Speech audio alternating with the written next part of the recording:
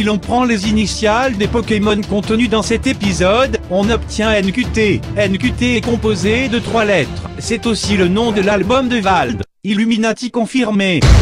Oh, salut à tous, bienvenue, c'est Sneeze. Aujourd'hui on est mercredi et comme tous les mercredis c'est l'heure de...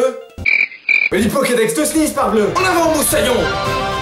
Alors l'épisode 6 sur les bébés Pokémon il y a 2 semaines a été très bien accueilli et du coup ça m'a donné envie d'en faire d'autres dans le genre. Et c'est sans compter bien sûr sur vos suggestions toujours plus originales. Alors aujourd'hui on va faire dans l'originalité et on va s'attaquer aux Pokémon oubliés. Mais pas dans le genre on les a laissés dans un coin, non, c'est quand on nous dit leur nom, on se dit ah oui c'est vrai ils existent, c'est vrai ils étaient dans telle et telle génération. Quand vous pensez 4ème génération vous pensez Lucario, Motisma ou même encore Tritozor. Mais est-ce que vous pensez à Chenicel et Luminéon ?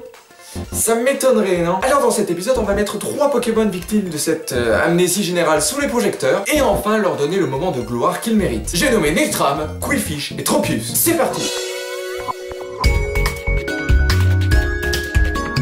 Commençons par Nailtram, suggéré par Alex le Lion. Nailtram est le Pokémon numéro 606 du Pokédex national et a été introduit par la 5ème génération. Un peu plus et on rajoutait une barre au 0 et ça faisait 666. C'est le Pokémon cerveau de type Psy et il mesure 1 mètre pour 34,5 kg.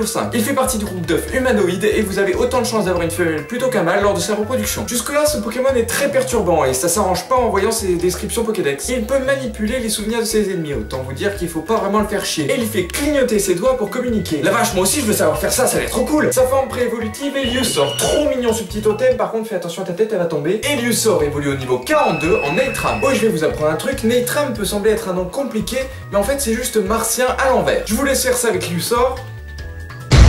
Bon allez, passons au talent de Nailtram. Son premier talent est Télépathe, qui va lui permettre d'éviter les capacités utilisées par votre partenaire en 2v2 ou en 3v3, comme Seize. Son deuxième talent est Synchro, qui lorsque votre adversaire va vous infliger une altération de statut comme la paralysie et la brûlure, eh bien ça va reproduire la même chose pour l'adversaire. Donc il va vous brûler, l'adversaire sera brûlé aussi. Et enfin son talent caché est Analyste, qui va augmenter sa puissance de 30% si votre Nailtram attaque l'an dernier. Avec seulement le type Psy, Nailtram est faible au type Spectre, Ténèbres et Insectes, mais par contre est résistant au type Combat et Psy. Voyons voir son côté statistique. Les PV et la défense de Nailtram sont tous les deux de 75, c'est pas ouf, mais par contre il a une défense spéciale de 95. Niveau offensif, il a une attaque de 75, mais on va voir que ça sert pas à grand chose. Par contre, il a une attaque spéciale de 125, ce qui est très bon, et a une vitesse très faible de 40. Donc le point faible de Nailtram réside surtout dans ses PV et sa vitesse. Alors voyons voir comment aider ces petits défauts de Nailtram avec ses capacités. En montant niveau, Nailtram apprend puissance cachée au niveau 22, psycho au niveau 39, plénitude au niveau 45 et soin au niveau 50. Niveau CT, il peut apprendre la CT03 Choc Psy, la CT24 Tonnerre et la CT97 Vibre Obscur. Et via le donneur de capacité, vous pouvez apprendre Rayon Signal et Tour Magique. Donc voyons voir le premier moveset de cette semaine qui est le moveset de Nailtram. Et je sais pas si vous vous souvenez, mais la semaine dernière on a parlé des objets choix. On a un objet choix qu'on n'a pas vu, qui est la lunette choix. La lunette choix augmente l'attaque spéciale et comme Nailtram a un move pool surtout centré autour de son attaque spéciale, on va faire un moveset lunette choix. Donc comme j'ai dit, la lunette choix va augmenter votre attaque spéciale de 50% mais va vous bloquer dans la première capacité que vous allez utiliser. Donc choisissez bien. Vous donnerez donc pour ce set la lunette choix, un Captain Obvious le retour. En talent ce sera Analyse qui vous permettra d'augmenter votre puissance puisque votre vitesse est très faible. En nature ce sera Modeste qui augmentera votre attaque spéciale et baissera votre attaque. En investissement de V, max PV, max attaque SP et le reste en vitesse. Puisque ce qu'on veut c'est que votre Nailtram puisse prendre un coup ou deux puis taper très fort ensuite avec la lunette choix et Analyste. Et votre moveset sera composé de soit Psycho soit Choc Psy. C'est selon vos préférences puisque Psycho va toucher sur la défense spéciale et Choc Psy, même s'il va prendre en compte votre attaque spéciale, va toucher la défense de l'adversaire. En deuxième position Rayon Signal, en troisième puissance cachée Sol. Pour ça le type vous faites ce que vous voulez. Et enfin soit Tour Magique, soit Choc Psy.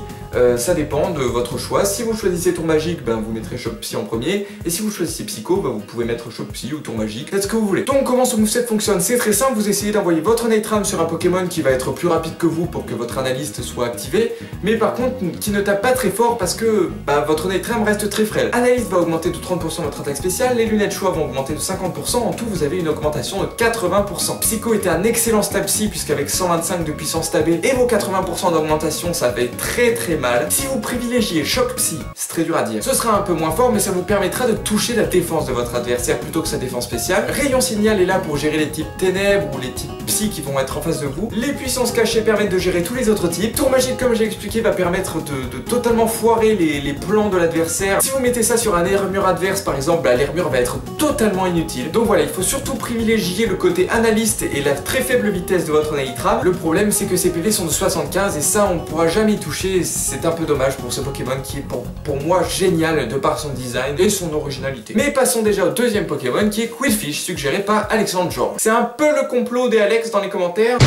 Qwilfish est le Pokémon numéro 211 du Pokédex national et vient de la région de Johto. C'est le Pokémon Bouboule, il n'a pas dû avoir une enfance très facile, de type eau poison et mesure 50 cm pour 3,9 kg. Il est vraiment très léger, hein. Bon, Qwilfish n'a pas de chaîne reproductive et n'a pas de méga évolution non plus. Voilà. Mais par contre, sa description Pokédex nous dit que pour tirer ses dards empoisonnés, il gonfle subitement son corps en avalant 10 litres d'eau. De toute façon, faut toujours qu'ils exagèrent avec Pokémon. Comment tu veux que 10 litres d'eau rentre dans un si petit corps? Avec son typing au poison, il est faible au type électrique, psy et sol. Par contre, il a une quantité astronomique de résistance. Acier, combat, eau, feu, glace, poison, insectes. Donc on peut déjà comprendre qu'il va prendre très bien les coups dans la majorité des cas. Il fait partie du groupe de aquatique et vous avez autant de chances d'avoir un mâle plutôt qu'une femelle lors de sa reproduction. Et quand je vous disais qu'il avait pas dû avoir une enfance facile, c'est sans compter sa version shiny, voilà. Au collège, ça a dû aller pour lui. Tout comme Nailtram, Qwilfish possède aussi 3 talents. D'abord le talent glissade qui va doubler sa vitesse sous la pluie.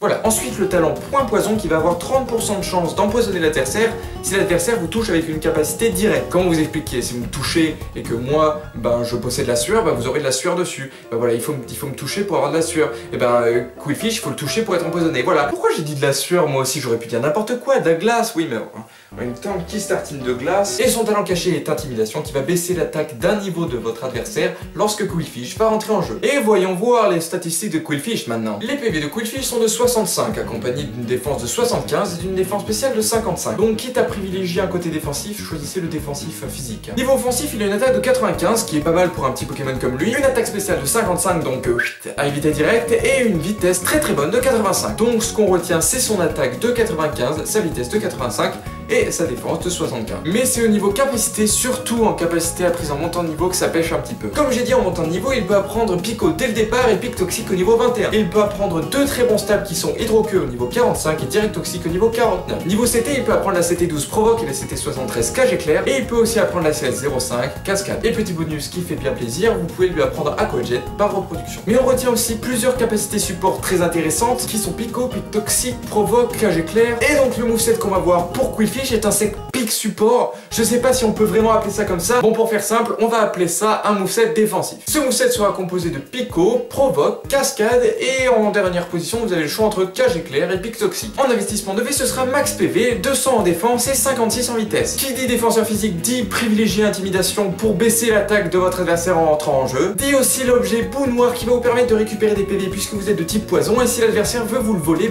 à la place il perdra des PV. C'est un peu le reste des types poison. Et en nature, ce sera Jovial qui baissera votre attaque spéciale puisqu'on a mis Cascade, donc autant privilégier l'attaque physique et augmentera votre vitesse. Alors comment ce set fonctionne?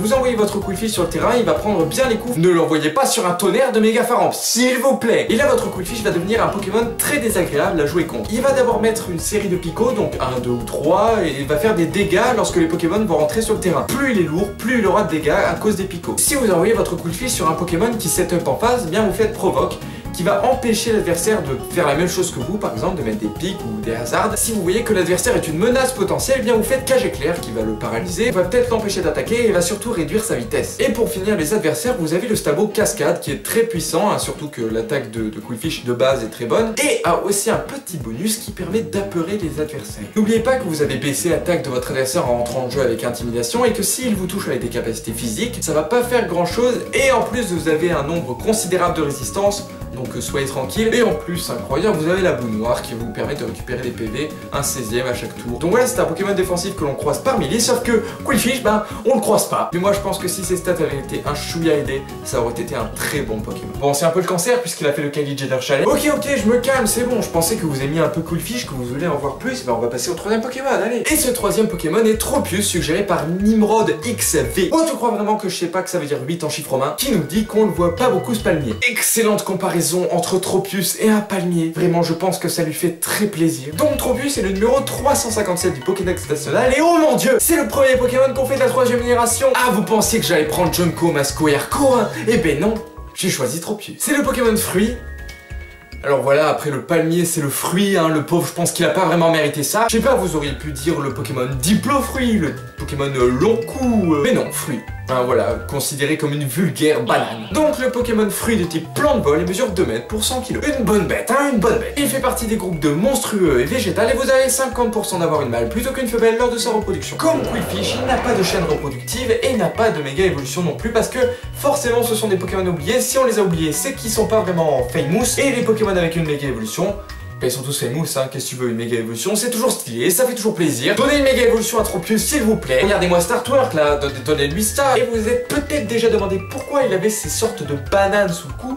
Eh bien sa description Pokédex nous dit que à force de manger les mêmes fruits succulents, il en pousse sous son cou. C'est un peu le malaise, hein, puisque si c'était la même chose pour nous, on aurait des pommes et des poires sous le cou, ce serait vraiment très chiant. Hein. Enfin bref, passons au talent que Tropius peut avoir. Son premier talent est Chlorophylle, qui va doubler sa vitesse sous le soleil. Le second talent de Tropius est Force Soleil, qui va augmenter sa puissance de 50%, mais à la fin de chaque tour, il va perdre 1/8 de ses PV. Et enfin, son talent caché est Récolte. Alors comment Récolte fonctionne? Eh bien, si vous avez une baie et que vous utilisez cette baie, à la fin de votre tour, vous avez 50% de chance de reprendre cette baie. Et sous le soleil, vous avez 100% de chance. Avec son typing, il est faible au type feu, glace, poison, roche et vol. Il est résistant à la plante, à l'eau et au combat. Et possède une immunité au sol. Mais maintenant, passons aux statistiques de Tropius, qui vous allez voir sont totalement what the fuck en répartition. Niveau défensif, on a 99 en PV, 83 en défense et 87 en défense spéciale. Voilà, est-ce qu'on a déjà vu ces chiffres dans des statistiques de Pokémon?